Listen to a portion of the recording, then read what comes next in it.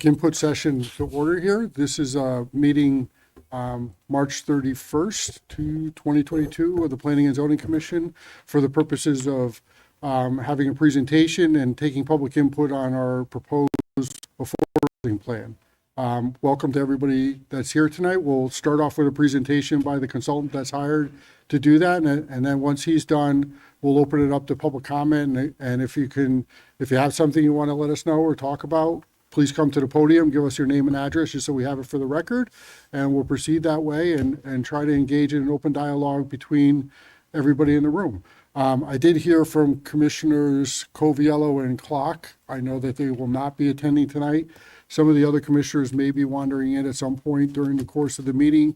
This is recorded and available for people to watch either during or after the meeting. So just so you all know. But with that, Glenn, why don't we start with you? Thank you very much, members of the commission and people in attendance here tonight. My name is Glenn Chalder. I'm a consultant who's had a chance, had an opportunity to work with the town of Southington before in terms of preparation of the plan of conservation and development. Pleased to have had a chance to work with the commission now in terms of preparation of an affordable housing plan. Talk louder, I can't hear. The preparation. Glenn, could you get closer to the microphone? Attaboy. Sorry, Glenn. I'll do anything for the team. I think, is that better? Thank you. Is that better? Yep, thank you. Happy to do so. The preparation of an affordable housing plan was a requirement passed by the legislature back in 2017. What they said was that each municipality in Connecticut has to prepare an affordable housing plan. The plan is supposed to specify how the municipality intends to increase the number of affordable housing developments in the community, and then also the requirement that the plan be updated at least once every 5 years. The reason that that's significant is because June of 2022 is 5 years from the act was passed. And so we are working on achieving that state threshold or guideline or deadline here. And our goal is to be adopted with an affordable housing plan for Southington by June 1. The report that's been prepared, the draft plan, if you will, the reason we're here tonight for public comment, contains 5 main components. The first is an overview of planning for housing. The second is some relevant considerations for Southington to consider. Third is the plan approach. Fourth is providing for housing that is affordable. And then the last is also other strategies. And I'd like to go through each of these with you tonight. There's a couple of reasons why I think it makes sense for Southington to plan for housing choices, one of which is the changing age composition of our community. Our zoning was adopted many years ago and was based on a time, for example, that back in 1970 here, what we can see is that the population aged 55 and over was one of the smaller percentages of our population composition. But what's happened over the last 50 or 60 years is that population of empty nesters and seniors, young and old, has grown quite significantly, whereas the population of younger residents and younger households is not where it used to be or is held steady. So in fact, as people age, their housing needs change. And so one of the elements considered in the plan is planning for housing choices overall, because we're not the Southington we used to be, and we're not the Southington we're going to be. So this is part of our approach here in the plan. But the reason that this is also an affordable housing plan for Southington is reflected in this graph. And what this graph shows is the relationship between people's income and the price of housing in the community.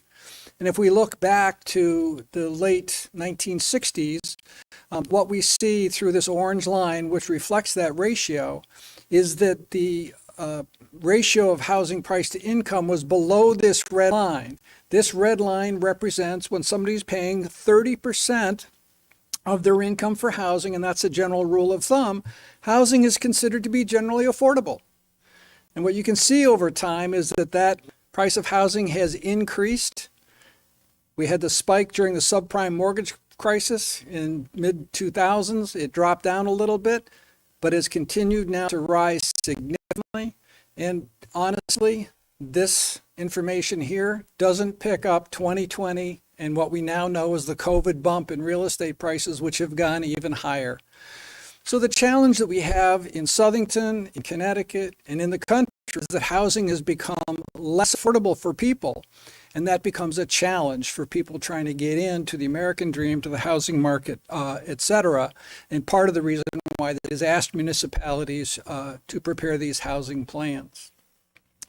Now, in terms of some of the relevant information, when the state uses the phraseology affordable housing, what they're talking about are households of different sizes, for example, 1, 2, 3, 4, or 5-person households who earn low or moderate incomes. And that's considered to be households earning 80% or less of the area median income.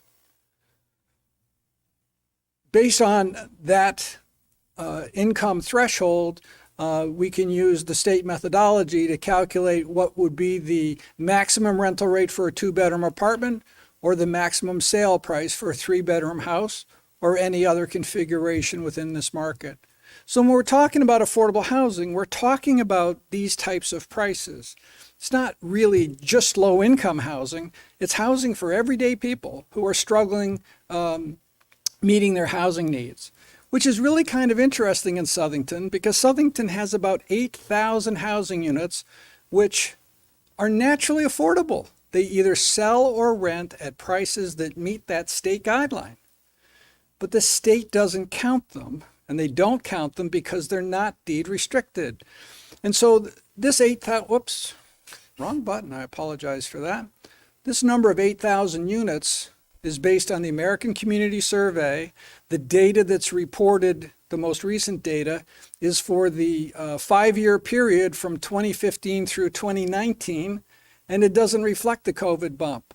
And so, as you can see from this patch article, Southington housing market, many homes sell above list price. Many apartments are also going up in terms of expense, et cetera. And so these naturally occurring affordable housing units make Southington a desirable place for businesses and industry because employees can afford to live here, et cetera. It's a strength in our community. But from the state's perspective, there's only about 967 units which are state recognized because they meet the state criteria and guidelines. That's about 5% of the total housing stock in town. And the reason 5% is important is because the state says if you don't have 10% of your units meeting the state guidelines, you're subject to the Affordable Housing Appeals Procedure, which means an applicant can come here to this podium, present an application to the commission, which doesn't have to comply with your local zoning regulations. So that can turn zoning on its head. So there's a lot of reasons why Southington may want to be considering addressing housing. It's a fundamental human need and also important to the community. At the same time, we estimate, based on the ACS data again, there's about 4,500 households in town that are housing cost burdened. And what that means is these households are spending more than 30% of their income on housing. So they may, depending on their income level, be forced to give up certain aspects, healthcare, education, transportation, recreation, things that other people may take for granted, they may struggle with a little bit. Because housing is generally the #1 expense of American households. And so when that becomes unaffordable, it affects so many other things. Now, the data also indicates there's almost 7,000 households in Southington that earn about 80% of area median income. Okay? And that's about $75,000 a year. And about 57% of those households are housing cost burdened. Now, these are the households that can really struggle, again, because they're low to moderate income already. That's about 2,600 owner households and about 1,200 renter households. So affordable housing is an important issue in town. At our November public meeting, participants acknowledged some of the housing cost challenges that we have in Southington. They did express displeasure with 830G, the Affordable Housing Appeals provisions, and what that can mean when proposals come in to override Southington's zoning. They expressed clearly they wanted to retain character in the community and service levels in the community. And they even offered some possible strategies for us to consider as part of the affordable housing plan. So all of that work and effort led us to a possible goal for the plan. which is seek to provide for a variety of housing choices in Southington for people and households of all ages, incomes, and characteristics. So this is really about two things. Number one is housing choices and options, but the also is the concept of housing affordability. The basic strategies in the plan fall into a couple of different families or categories. Strategy 4.1, 4 being chapter 4, and point 1, meaning it's the first strategy here, is to increase assisted housing. Assisted housing is housing which is funded by state or federal loans or grants and can make housing more affordable. So the Housing Authority would be a good example of assisted housing. Oftentimes, the funding would allow them to now make housing available to people at 40% of area median income or 30%, much lower affordability levels that a private developer just couldn't make work, but they could. So this strategy is to help the Housing Authority with their plans to maintain the units they have and seek opportunities to expand, and also work with other owners and developers of assisted housing. You'll notice from the pie chart and from the numbers that actually private developers have more assisted units in Southington than the Housing Authority does, but they all meet needs in the community. Another strategy is to address deed-restricted housing. This is a type of situation that a set-aside development, it's called, would come in and percentage of the units would be deed-restricted to affordable levels.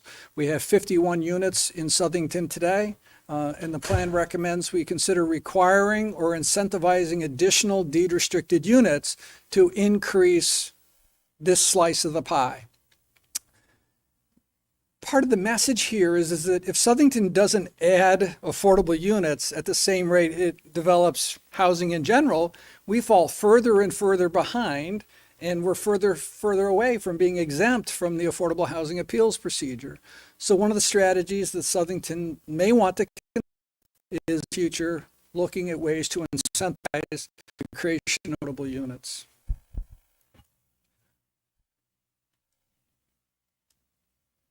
Just notice that the numbers switch from 4.2 to 4.4, so we'll figure out where 4.3 went. 4.4 is increase other types of affordable housing.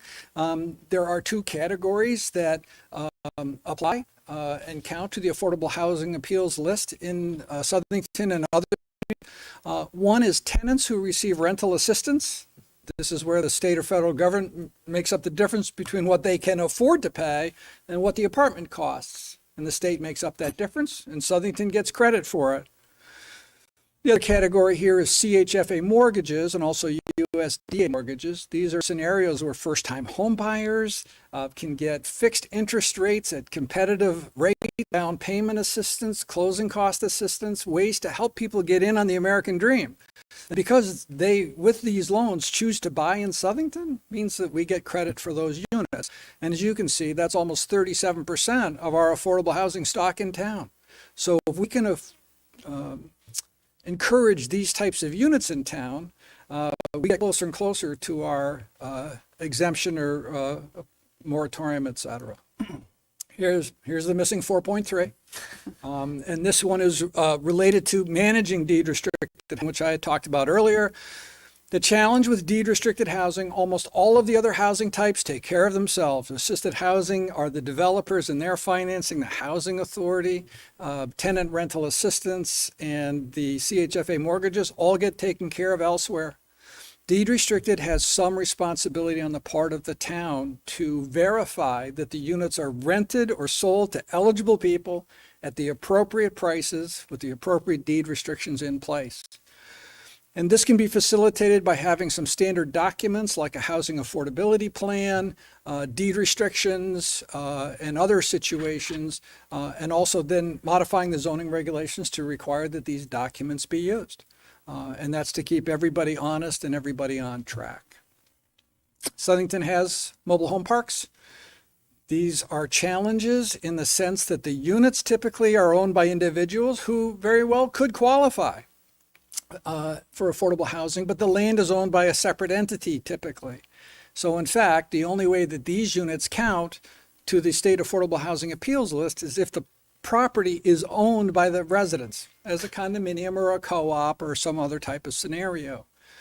But we still can have issues in the mobile home parks in terms of safety and accessibility and just overall management. So this is one to evaluate these. They're naturally occurring affordable housing units, and they have their own set of issues, but they don't count. There may be ways to make them count in the future by assisting in the resident ownership of the property, but that's a discussion for well down the road for another day. Some other strategies recommended in the plan is that the Planning and Zoning Commission has been involved in the preparation of this plan. Kudos to the commission. The question is, 2 or 3 years from now, is the commission going to stand before itself and advocate for affordable housing? Or is there going to be another group in town that's going to be an advocacy group for affordable housing?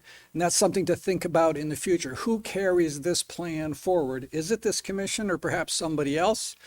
Does it make sense to establish a housing trust fund? This is a scenario where grants, loans, gifts, bequests, donations can go into a special municipal fund that can be used to promote and fund affordable housing efforts. So it's a safe haven, if you will, for funding. It's much more useful to have that fund than to not have it. And also to consider ways that it could be funded in the future. Section 5.2 is talking about reviewing and updating the zoning regulations. There are some provisions in your current regulations where improvements could be made to expand housing options and choices, remove or reduce some impediments to housing choices and options. And the concept of universal design is housing which is accessible to people of all ages and capabilities. Simple things like lever door handles and so on, which would generally apply to a multifamily home. Single family would not be included in this. But if we're going to build housing and we're going to build affordable housing, shouldn't it be available for people of all ages and capabilities? So also a strategy about guiding housing locations and designs. There may be areas in Southington, West Street, Route 10, Southington Center, Plantsville, or Route 322 that might have better compatibility, appropriateness for affordable housing because of the availability of utilities, retail in close proximity, these types of situations, and also having possible design guidelines for Southington. There are a couple of different ways that a multifamily development could come in, and whether it fits into the character of Southington can make a big difference. So having some design guidelines could be very helpful as well. So the strategies in Section 5 don't necessarily produce units, but they can make the units that we would get fit into the community better. Strategy 5.4 is to look at ways to become exempt from 830G. Getting to 10% requires the addition of 848 affordable units, so that's a distant situation. But the town can get a 4-year moratorium by documenting that 363 housing unit equivalent points have been obtained since 1990. And that's something that we have the data, we think, to do. So we don't think we're close yet, but we could be getting closer to that moratorium. Our conceptual schedule for the commission's aware of. Today is the public informational meeting. Our goal is to refine the plan, get it posted. There is a statutory requirement for a 35-day notice. We've scheduled a public hearing for the commission on May 17th. So this schedule gives us the opportunity to make that date with the 35-day deadline and be adopted by the June 1 deadline. So that's an overview of the plan. I look forward to questions, comments from the community. So thank you, Glenn. And relative to the schedule, I think that we've had some brief conversations about whether that's the best use of resources is the way I'll put it, and whether we tonight as a group maybe adopt a final draft of this plan for issuance. It's not the last bite at the apple that we'll get, but at least it moves it forward and doesn't necessitate us a 6 o'clock meeting on Tuesday before a regularly scheduled meeting, and have 2 public hearings that are so close to each other. But with that, thank you, Glenn. We'll open it up to members of the public to come up and speak your mind. Let us know what you're thinking. And again, I just ask that you identify your name and your address just so we have it for the record. But Anyone? Come on up, yeah. I was going to say, I didn't realize that the job was that good, but Good evening. I just have a couple comments. just give us your name. Just, Ellen Slipsky at 80 Milcon Drive in Southington. In the plan, there's no future impacts identified for the town, such as with this affordable housing, depending on where it's going to be located in the future. What about the town resources needed, like for the police, the fire department, traffic, and things like that, that, you know, the state doesn't have in this plan that should be considered by the commission? And I know in the plan it didn't have a specified location, it just had the map. But I'd like to know what areas that the town is going to be looking at first to be able to put this affordable housing in. And my other concern is we have, 43,000 plus people as a population in Southington. We're becoming a city. I mean, if we get 8,000 more people, I don't know if they would consider that a city. So those are my concerns. okay, thanks. I want to appreciate your time and coming up here and sharing those with us. I think ultimately, and I was talking to a member of the audience earlier about this, that ultimately, you know, this is a report. We as an elected body take that report along with the other elected bodies, town council, board of education, board of finance, and what ends up happening with it is really in our hands, and what we want to move forward, becomes something of a conversation, ongoing conversation for us. But we're required by the state to develop this plan, submit it to the state, as Glenn said, every 5 years. So that requirement ends as of June 1 of this year. So we're kind of a little bit, our backs are against the wall with regards to that. So I think that part of what I was looking forward to getting in this plan was having an initial sort of understanding of what we have and what we need and how we might be able to get there. What we end up doing is something that, you know, is down the road, and that's really up to all of us on what we plan on doing ultimately after we receive this report and hand it into the state. Does that make sense? But I do hear your point about, you know, use of services and what the demands on services might be as a result of some increased housing. I don't know that there's a way around it, really. You know, again, we'll see what happens. Kind of what my thought is that a lot of our developments are developer driven, and how do you encourage or worse yet, have a stick approach to having developers develop housing that's affordable. The whole naturally occurring affordable housing is something that we've had a lot of conversations about up here over the last couple of years that I've been here, and I'm sure that will continue. But the state guidelines are the state guidelines. You know, we're forced to abide by guidelines that frankly I don't think are fair. I don't think that they look at the whole picture.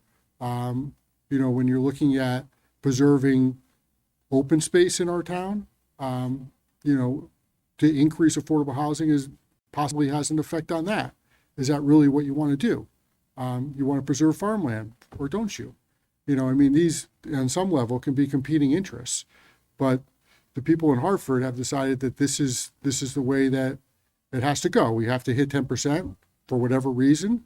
It has to be a 40-year deed for whatever reason. To me, it makes no sense, but it is what it is, and we got to deal with what we have and do the best that we can with that. So, but that's just a little bit of my thought. So, Commissioner Santago? Yeah, no, thank you, Mr. Chair. So I think also the town doesn't build anything. So we're not, when we get this plan, it's not that the town is going out building affordable housing units. That's not what this means. So we're not building anything. We say, where are these going to be? I don't know. We don't build anything. So that's not what occurs. But this is what's the strategy in order to, and it sounds like it's a couple things. as I listen to this.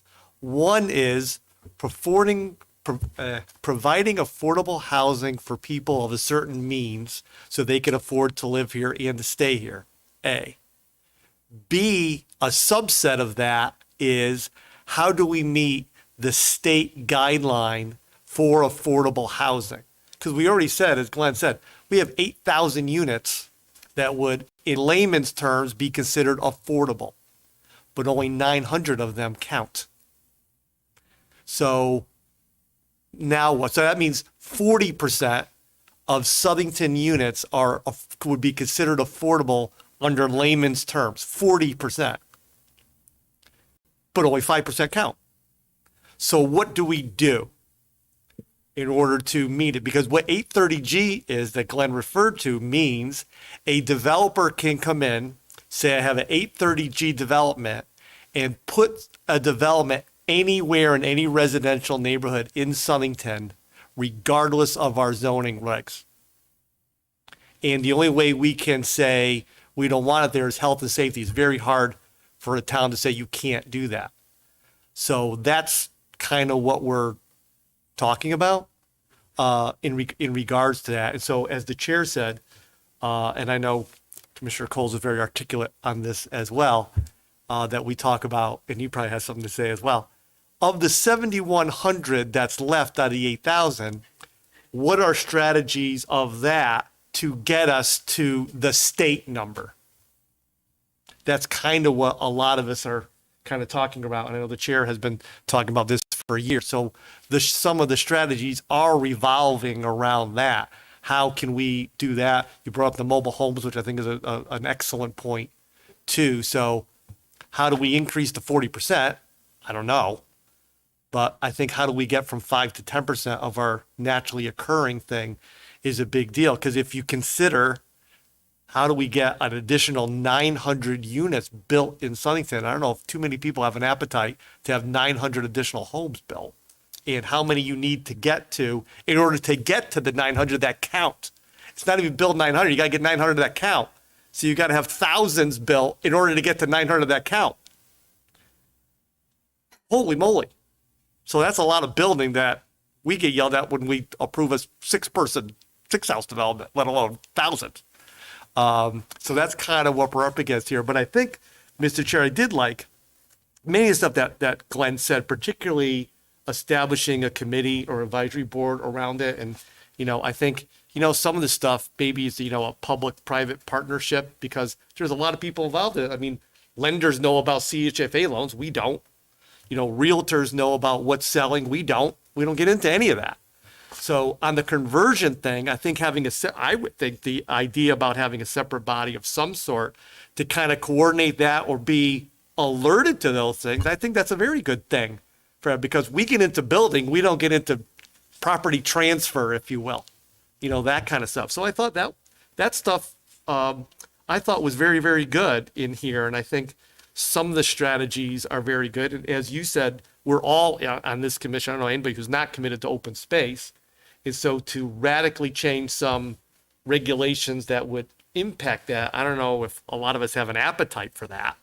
But I think that the consultant did a fine job of this, and I'm glad listened to us on a lot of it and has multi-pronged strategy. So I think it's good.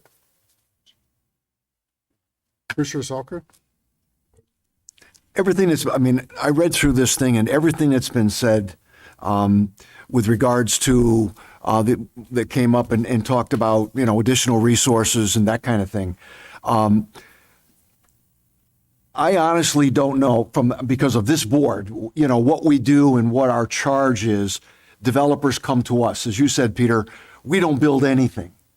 And unless we have some almost dictates coming down from us, when you talk about affordable housing, for example, or 830G, again, only a small percentage of those has to be affordable housing.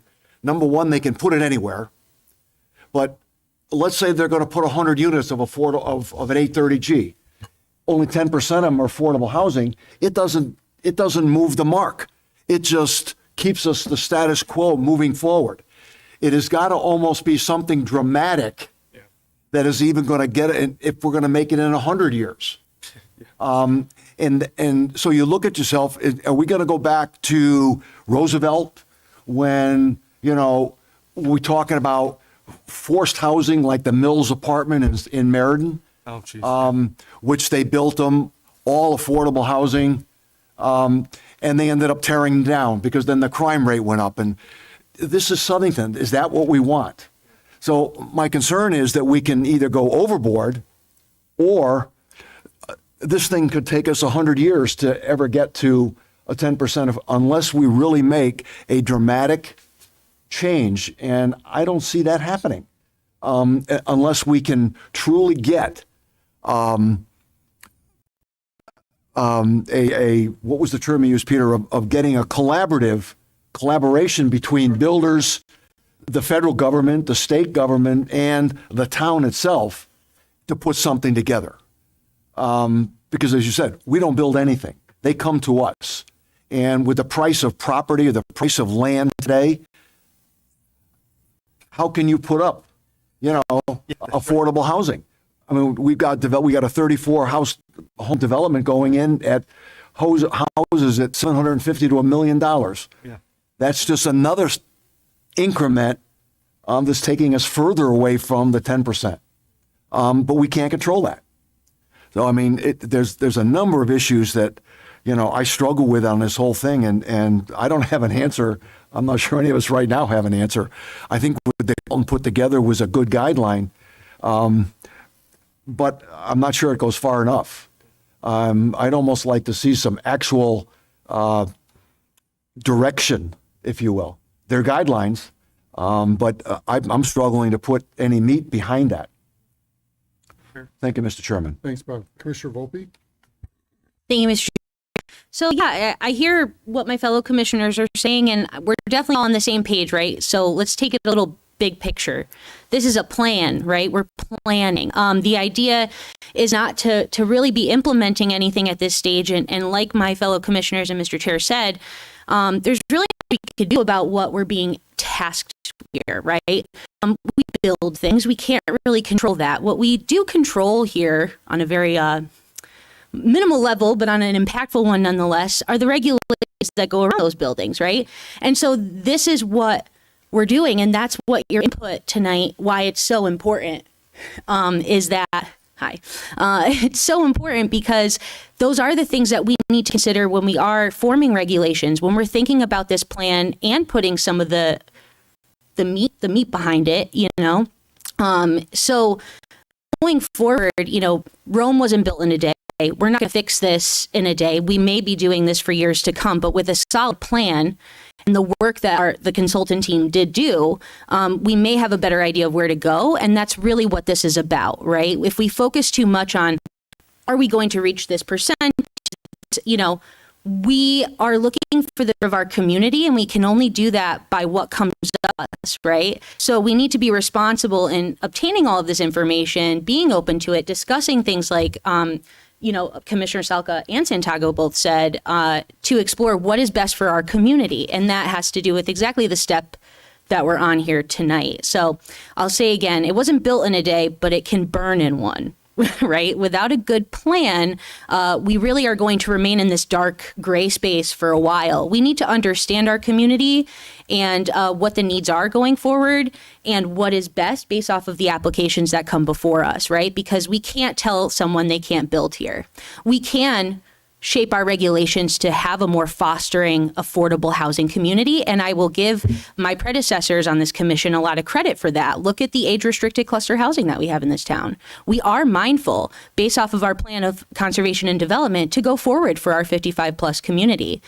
So those are all things that we will continue to take into consideration, but like we have to, consider it a bit more because it's a big deal. So thank you for your comments, but I'm really glad that we're doing this because I do think it's valuable to have a plan.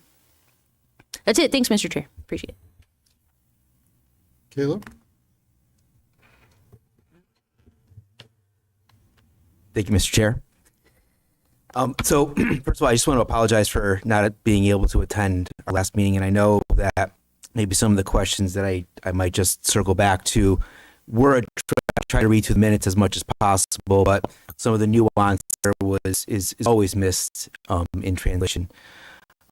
But I do feel, as a member of this commission, that part of our duty is to protect the regulations that we're bound to, approve or deny applications through this board.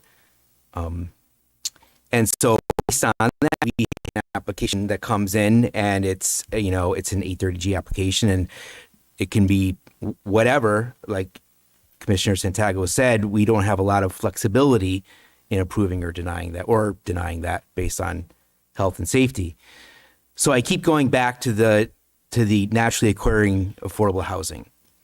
And, the plan, I thought it was helpful in terms, for me at least, to know what the three requirements of, and correct me if I'm wrong, but there are three requirements for to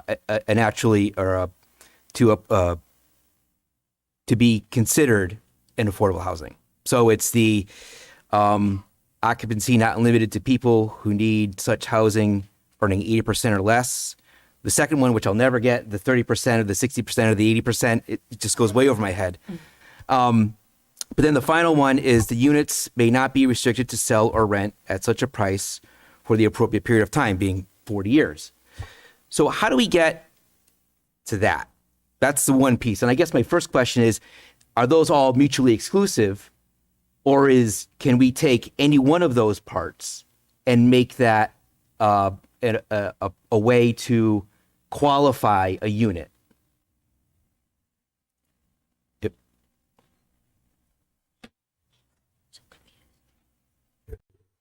So I think the requirements are meant to be additive and complementary to each other. So if we want the units to count to the state affordable housing appeals list, that the people would be income qualified, the price would be qualified, and the restrictions would be in place for the appropriate period. Okay. We can do any one of those. We can have restrictions for 40 years, but the state's not going to count the unit. Unless we Unless also you meet the other two. Correct. So when we talk about naturally occurring affordable housing, generally speaking, that meets two of the tests, right? Well, maybe one of the tests, which is it's priced in a way that people generally could purchase it without spending more than 30% of their income. People $1 million a year could buy a house in Southington and wouldn't necessarily care what the term is. So that's why we have these phrases like naturally occurring affordable housing. They meet people's housing needs in Southington. They help the community in a lot of different ways, but the state doesn't count them. And so therein lies the challenge. So if what we've seen is, a developer will come in, and we see a lot of this work for new development. So the naturally occurring would be what's existing, and what's to hold back a property owner from entering into an agreement or a deed for their existing property that satisfies these three requirements. There's nothing, except that generally speaking, that each of us we own property, and the issue is we would like you to restrict it to sell for less. Most people would look at you like you lost your marbles. So the idea would be that, generally speaking, if Southington could find a way to count those naturally occurring affordable units, or even to find a way to purchase a unit, put a deed restricted on it, and sell it again, boom. I mean, now the unit counts.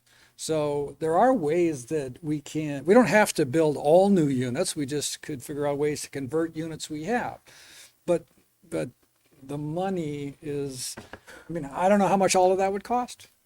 2 closing costs and the cost in the middle. So I'm going to go kind of back to that, what we have naturally occurring. And I'm going to continue to beat this up a little bit, and bear with me as I kind of try to work the plan through my head.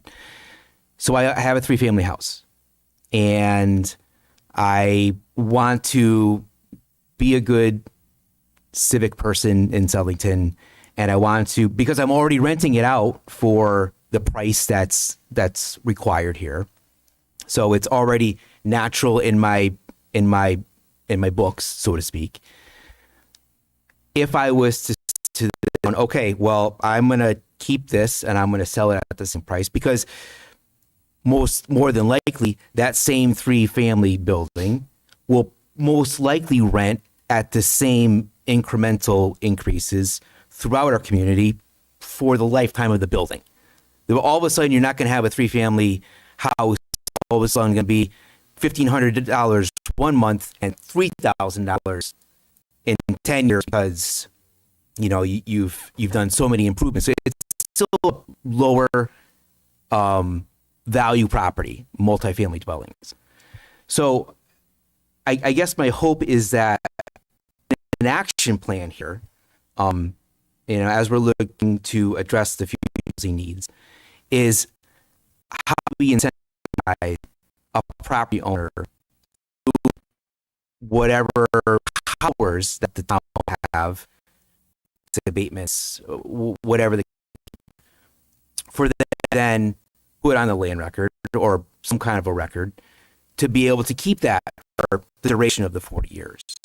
Just as a applicant doing new construction has to do, and they still have to do, if that, large, $5 million, that those units in that building are still going to have to remain at that value. So I don't think there's a difference between new construction and existing construction.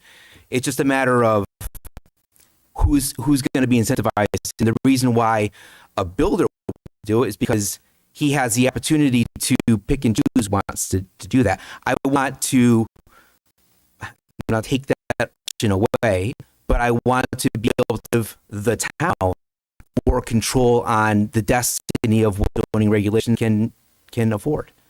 So, I'm not going to continue to beat this down, but I thank you for last week. Yeah, we pretty much in Glendale. He's very welcome. I've been hammering the Glenn for the last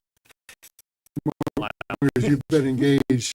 It's almost what I and Caleb, I live in that situation. Live in a house affordable, but for that my wife and I make too much money. So it is right, and it's not deed restricted, right? So that doesn't necessarily happen. It doesn't get counted, and I understand why that doesn't happen, right? And that's fine. But what's frustrating, I think, and it's not just Southington. I've heard it from other towns as well. Westport, Fairfield struggles with it a little bit. I mean, you can go around the state and almost enumerate all these towns.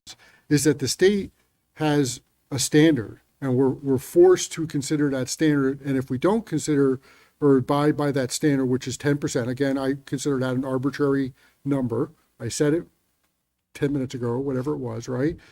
I consider that an arbitrary number. Unless you hit 10%, then your zoning regulations don't matter.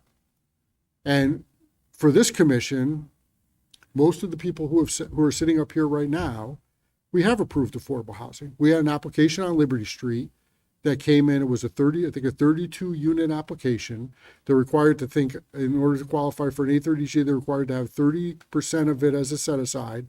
They came in with that, hitting that number, and they came before us. We modified it. We approved it with modifications, but part of those modifications was not to reduce the number of units, but not reduce the number of affordable units. So the percentage actually went up, but the number of units actually went down. They went to court. We ended up settling. At the end of the day, what ended up happening is that the number of units got reduced, but the number of affordable units, as originally proposed, remained the same. So the percentage, kind of putting our money where our mouth is, right? We said we're going to hold fast on these affordable units. So, I think that's a step in the right direction, right? But, I don't know. Hartford is telling us what we have to do. And I think it's unfortunate. I think it's not really well thought out. And I've talked to my friends in Hartford and said, could we just sit down and have a conversation about what affordable housing actually means and talk a little bit about these naturally occurring affordable housing and taking some percent of them, maybe 8% of them, and say, okay, 5% of them qualify. They don't want to hear it. They don't want to hear it. And so what do you do? Well, I suggest you got to change what Hartford looks like. And not, I'm not talking about the city of Hartford, I'm talking about the government that's up in Hartford. And unless and until that changes, you can't expect that this is going to change. And this idea of naturally affordable housing being counted, it didn't start this year or last year. This has been going on. You go back and look at testimony for a decade. They've been talking about this. I certainly, if I could. Yeah, absolutely. I mean, I still think it's worth exploring and Without trying question. to find it. Without question. Trying to find very thin line to walk to be able to grab those houses. Yeah. If, and again, just like new construction, like the ones we approved on Liberty Street, if existing housing can enter into those same agreements. Commissioner Salka? Two things. Number one of the comments was made that I don't, in order to make the 10%, I believe it will change the character of Southington. However we do it, it's going to change the character of Southington to some degree. To your point, Caleb, and maybe I misunderstood, let's say that I'm 80 years old, which I am. But let's say I owned a three-family home and I lived on the first floor and I rented the top 2 floors. And they were affordable. But do I want to sign a 40-year, Glenn? Yeah. I'd have to sign a 40-year agreement that when I pass away and I hand the property to my children and they need the money in the rental units, that they're not going to increase it. Oh, you can't because you got a 40-year. Would I ever sign a document like that? Heck no. And I don't think many homeowners that own multifamily houses would do that out of the goodness of their heart for 40 years. And I think that's really where it's coming from. And I think to the chairman's point of the property that we approved, if you will, on the 830G on Liberty Street. I mean, it cost the town a fortune to fight that. We made a slight incremental change, but did it change the character of that portion of town? Absolutely it did. And that's what's going to happen around town to get to these huge numbers you have to reach in order to get to 10%. So we'll take town. To what degree, I don't know. And I think we, mission, that's something that we really need to look at. Commissioner Card? Thank you, Mr. Chairman. Thanks, Bob. That's part of the reason why I keep going back to the Housing Trust Fund and how that could benefit us as a community. Because the more I read about the Housing Trust Fund, it does kind of solve some of the things you brought up before, Vice Chair Salka, which are developers are driving our development. And it's hard to build things that are under a certain percentage because of the cost of building. And it looks like as a municipality, we would actually have a lot of say, based on what I'm reading. Please yell at me, to say how that money could be spent. We could have an application process developers could tap into for those funds. Of course, it would mean somebody would have to, watch this program. When I look at the municipalities who do have these trust funds, many different offices have jurisdiction. It's not necessarily just a planning and zoning thing, but I think it's worth looking into to devise the development that would happen anyway. 290, right? That's 290,000 and change is what we were looking at for a single family home. Yeah, it's always subject to change. In fact, with interest rates now going up, I think the math in the drafts plan was done at 3.5%. Yeah. Which I think is low. We're going to look at modifying that, but that drops now the price down probably almost $30,000. Yeah. So Wow. $15,000 to $30,000 is generally what we're seeing. So the question ends up being, there are many factors at play here. Yes. And the Housing Trust Fund is an important element that can help communities. Some communities are looking at kind of the Liberty Street scenario we were just talking about. Math easy. If there's 30 units, 30% is 9 units. And if it was 31 units, then it would be 9 whatever.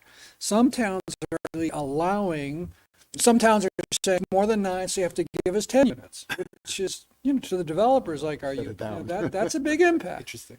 But some towns are allowing the developer to pay a fee in lieu of for the decimal part, right? And they say if you want to rob a bank, don't go in with a gun, but go in and just take the round off in pennies and just collect it And so the issue is, if there is this way to fund an affordable housing fund and give a developer a little bit of relief in terms of how they approach it, perhaps that money could be better deployed in other ways.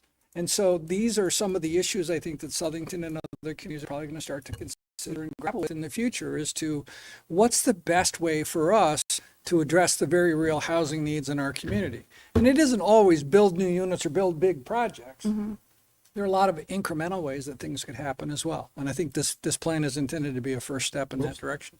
Let's try to get back to the members of the audience, because that's, we've all had our shot at doing it. So if anyone else out there will come up, I mean, please do. And again, just share with us, give us your name and address. Go ahead. Absolutely. My name is Justine Simone. I live on Darling Street. Christine, can you just lower the mic down a little bit? So Are you kidding? Usually they could hear me on this other side of town without. You can bend it. There you go. All right. Justine Simone. I live on Darling Street in affordable housing, as it will. Now, there's a couple of things that have been said that I would like to address. First of all, I'd like to address what Mr. Salka has said. It made it sound like we're going to have a projects. It sounded like, I'm sorry if I interpreted it wrong, but that's the kind of impression I have. I live in affordable housing through life, the curves that life throw you.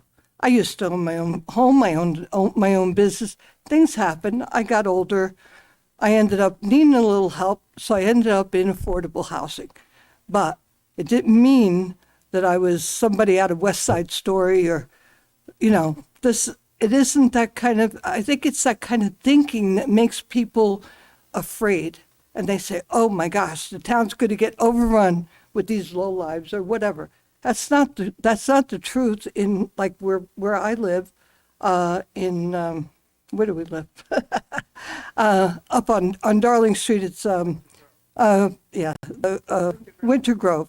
And I'm sorry, that's a little bit of a, but Winter Grove, most of the people I have spoken to who live there, the seniors, have had good lives. We got older, things happened, people died, and they needed somewhere they could go. And we needed affordable housing, because otherwise we'd be in another state with our kids or whatever. I mean, it's just the way things happen. So I think the understanding of what affordable housing is could be different to different people.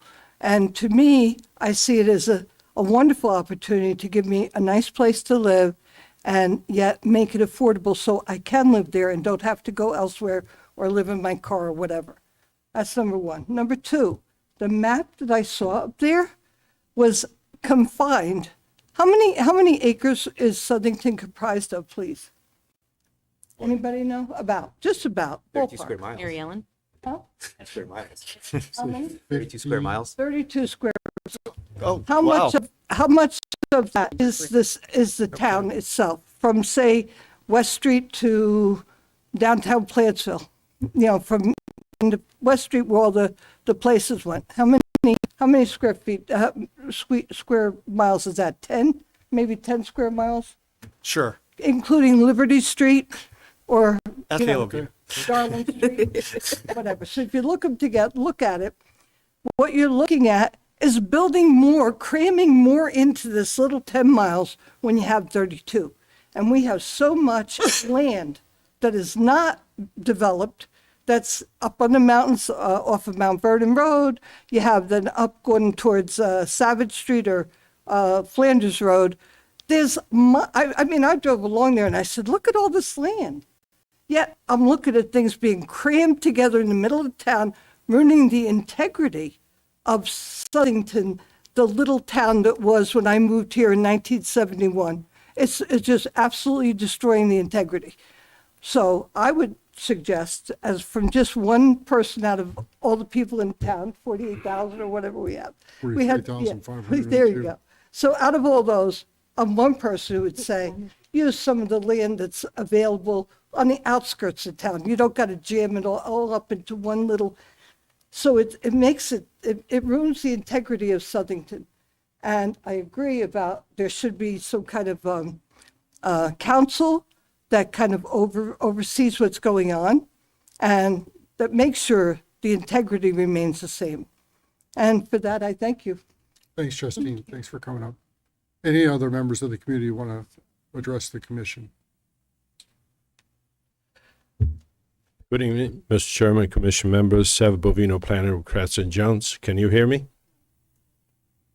Yeah, thank you. Thank you. I'm going to make some general comments and maybe give some suggestions, and it will be probably on both sides of the fence. One is I don't see the state reps here that represent us. And I know you've been talking to everybody, but it would be nice to have them here tell us what's going on, other than what we read in the papers or what's coming down the pike. And what have they done to push our interest, your interest, the town interest? I don't see that. And the other is maybe we should have a coalition of towns similar to Southington, with similar interests, with similar problems relating to this natural occurring affordable units, which we know, and I know all the neighborhoods, and present the case as a block, not just as one town and one rep says something and nobody listens to them. Maybe it needs to be a grassroots effort. It's time to fight, maybe, and bring this forward. In my business, as you know, I serve all kinds of people at different income levels. And I hear from people that work in Southington. They wish they could live here, though. They work here, and they wish they could live here, but they can't. Because the available stock of affordable rentals or homes are not for sale. A lot of those neighborhoods that I'm talking about, people are holding on to those low houses because they know they're valuable. And unless there's a problem in the family or something, they're not selling. But there are some tangible actions that this commission can take. I heard that you guys don't build anything. It's true. And you're waiting for the developers to come forward. And like Mr. Solka said, it's going to take a long time for us to solve this problem with that 10% issue. So I have some general quick suggestions and action that this commission can take. And this will generate quick results, and I hope you'll consider. One is to allow residential apartments on second floors of existing underutilized buildings from the 80s and prior, which they're in the B zones. They are allowed in other zones. Apartments on the second floor, they are allowed in other zones. There's no reason why shouldn't they be allowed in existing older buildings. They're not utilized. They're vacant. They're vacant, and I can give you the list. So they should be allowed to have apartments on the second floor, and that will allow the affordable housing, allow people to live in Southington, to be able to afford a unit here, don't have to live in New Britain and work in Southington. And by the way, this kind of concept was allowed in the past. It's not something new. This was allowed in Southington.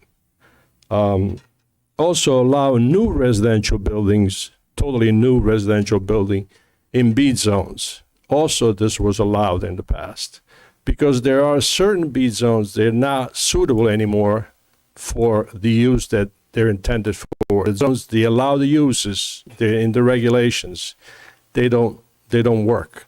You have certain pieces of zone which they're not fronting a main thoroughfare and other things where they really are not utilized, and so they could be utilized for that purpose. Also consider a new zone for smaller lots. You call it whatever you want, R6, you call it an overlaid zone, whatever you want to call it, but they have to be smaller lots, like many older neighborhoods that exist in town right now, and you know them, Homestead Avenue, Berlin Street, Russell Road, Todd Road, Marion Avenue, there's some smaller units there, Mill Street, all this could be subject to SPU and Section 9 regulation. So each one of those cases kick forward, make the proposal, and you judge it based on the merits.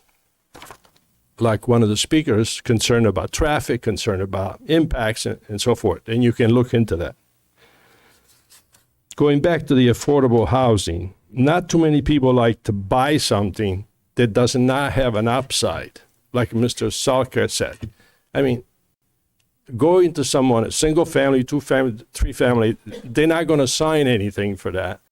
And even the people they want to build new, or someone that wants to buy a house on Olmsdale Avenue, would like to have a little bit of upside. They're working hard. They want to buy a house. They hope it's 200, you know, and maybe 10 years from now, they may be making 20 grand profit. And that's the American way. That's the way. It's an investment for them. If you're telling them, no, you can't do anything with this, 40 years is a long time. So that's my spiel. Thanks, Seb. Appreciate your input. Can I have a question for Seb? Sure. Seb, Seb, Benigua. So on the, because you've been around, so the B is up, so that, how long ago did that change? Do you remember? 20 years ago. 20 years ago.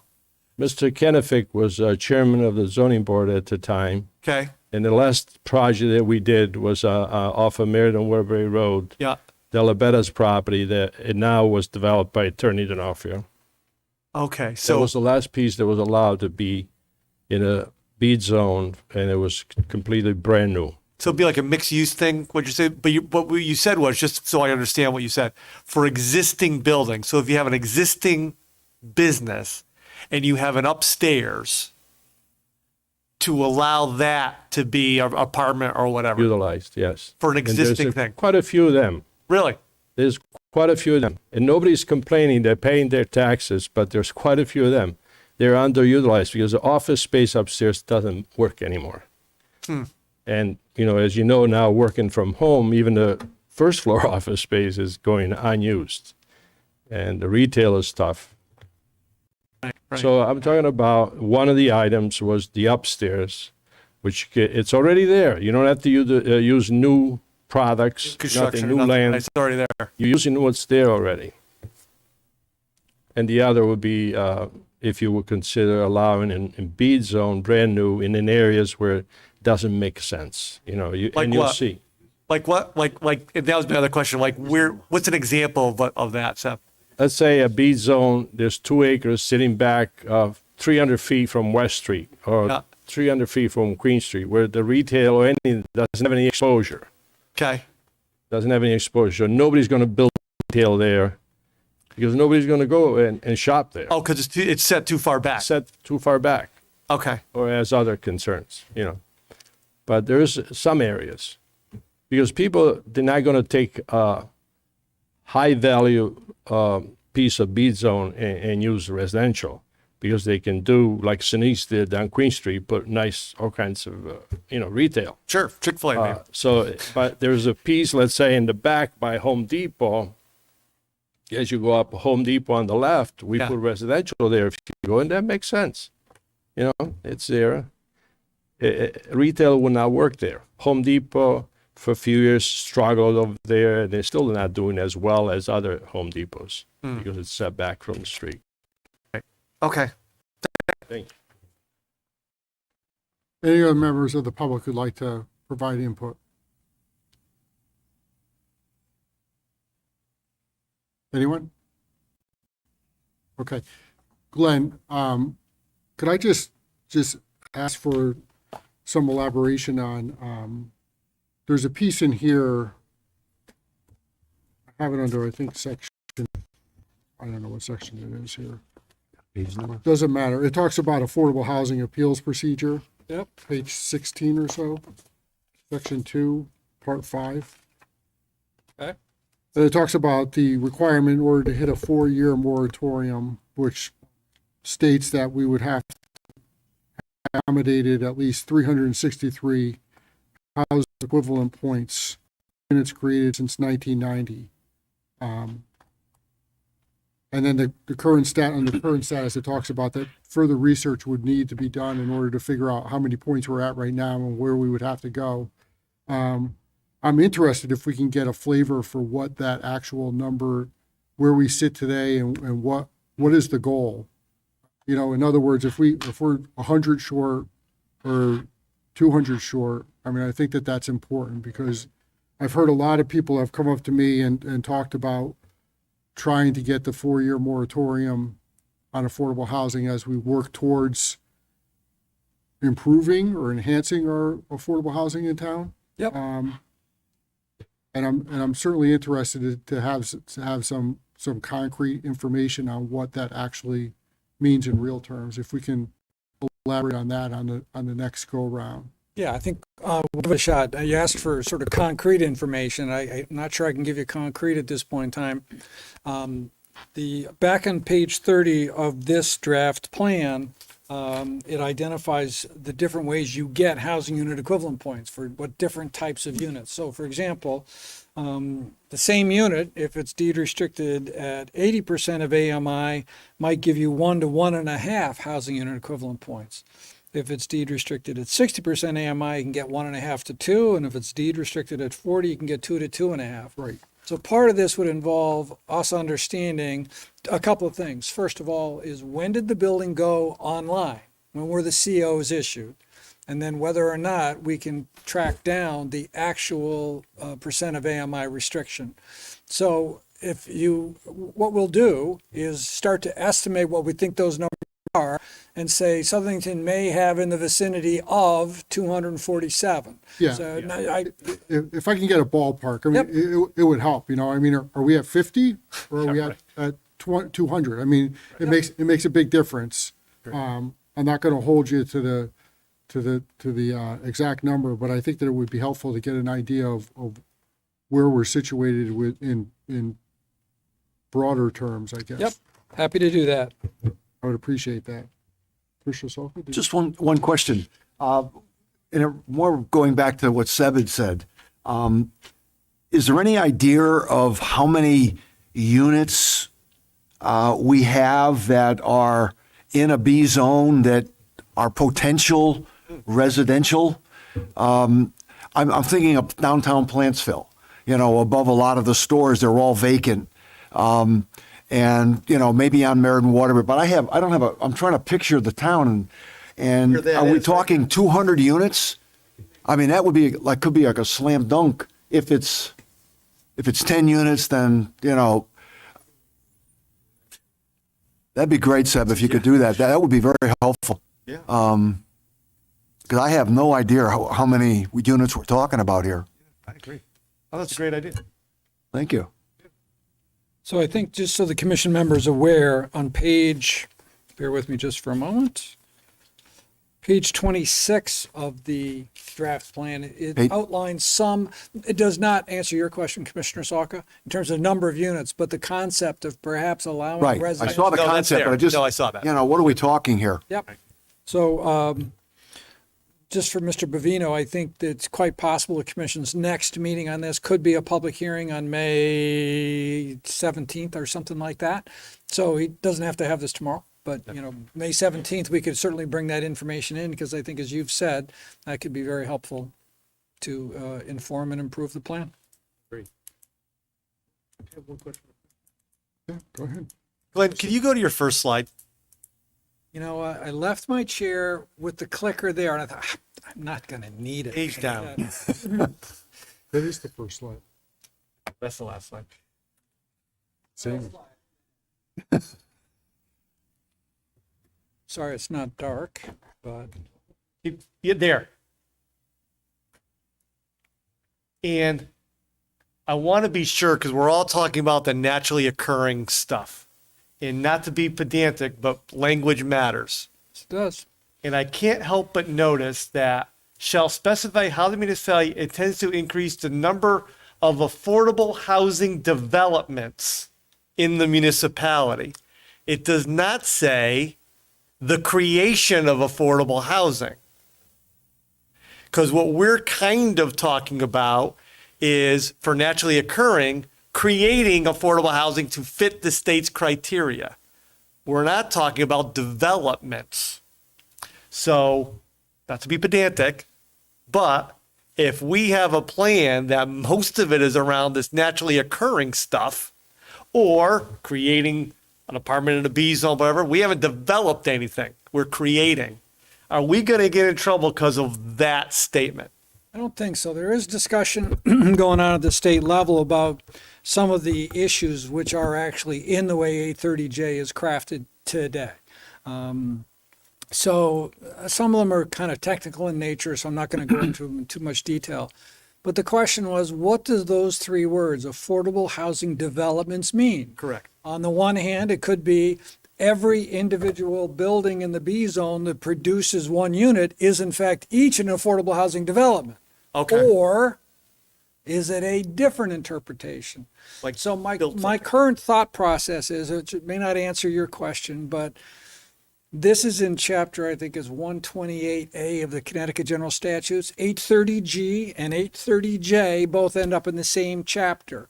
In 830G, the three-word phrase affordable housing developments is defined, and it says it's either assisted housing, such as the housing authority or those private units, or it's a set-aside development. A set-aside development is a very special kind of deed restricted, which, as Sev indicated, is the type of thing that comes in under the Affordable Housing Appeals Procedure. Okay. And so the debate that's going on at the state level is, did they really mean that, or did they mean affordable housing units? Because I think they didn't mean to include rental assistance or CHFA mortgage. What they were trying to talk about was getting new units on the ground. So there's some discussion about these words, but I think the point for all 169 municipalities working towards the June 1 deadline, go with this phraseology under the understanding that it's units, developments together. Creation of, because if we say we're not developing anything, we're looking to do all the stuff that we talked about tonight, and the state comes back and says, no, that's not adequate because you didn't build anything. No, but you could say that if we made a change to the zoning regulations to allow more affordable housing developments to occur in Southington, we've met the requirement of the state. Okay. The way I read it, and I think what you're seeing is sausage being made, right? I mean, that's what this is. Yes. There's a lot of things going on there, not the least of which is politics. I just want to be sure we're okay Creating when we come out with something and we don't get give you the burned on votes that it. you want to get and getting to the language. But Yeah. but if the way I read it is that your plan needs to specify how the municipality intends, doesn't mean that the municipality has to do what the plan says. That's what I get. In response to Elaine's comments. I mean that lies on us here on what we end up doing with the plan later on, and that's an ended discussion once the plan gets adopted. I do like about the plan, I said this from the onset, that I do like how you set out those steps, some relative specificity about what we can do in order to, one of the challenges I think we have is that, as was spoken before, deed restriction and telling somebody deed property for 40 years, that's a tough. Yep, absolutely understood. So, any other input from members of the public before we move on to maybe approving a draft here for the purposes of having our final hearing after? Thank you. Yeah, that's why they label those, Okay. Seeing none, as I said earlier, I wanted to the original schedule had Glenn coming back in 3 days, 3 weekdays, right? 3 business days, and giving us an update on what we talked about tonight. I don't know that there's a lot here necessarily. I think there were some comments that Glenn can incorporate into the next draft. But I think that just for the purposes of moving forward and getting a plan out there to have our final public hearing on sometime in the beginning of May, I'm interested in maybe having a motion to approve. If I could suggest that the best word might be endorse. Yep. In other words, Okay. you're not approving today, you're just endorsing the plan modified to reflect comments brought in here this evening for a public hearing on May 17th. Okay, you get that, what he said? But if we can get a plan to endorse the current plan and move forward with that, I think that would be helpful. We are 1, 2, 3, 4, 5. We have a quorum. I will seat Kat and Caleb as members to give us a full complement of all 7. But if we can have a motion to endorse this plan so that we can move forward. So move, Mr. Chairman. We have a motion from Commissioner Salka. Do we have a second? Second. Commissioner Carey with a second. Good job, stepping up. Any further discussion from members of the commission on this? Seeing none, Mary Ellen, do we need a roll on this, or can we just do a voice vote? Yeah, all those in favor? Aye. Aye. Any opposed? All right, Thank you very that's much. good. We saved you some mileage, right? Yes, you did. Thanks, Glenn. Good job. See you in May. You got it. Thank you. That Thank will you, Glenn. reflect in the bill. Don't forget right? that. Thank you, Seth. Just, let me ask you. That's a good idea. Will we get some Oh, we have to move to adjourn? And then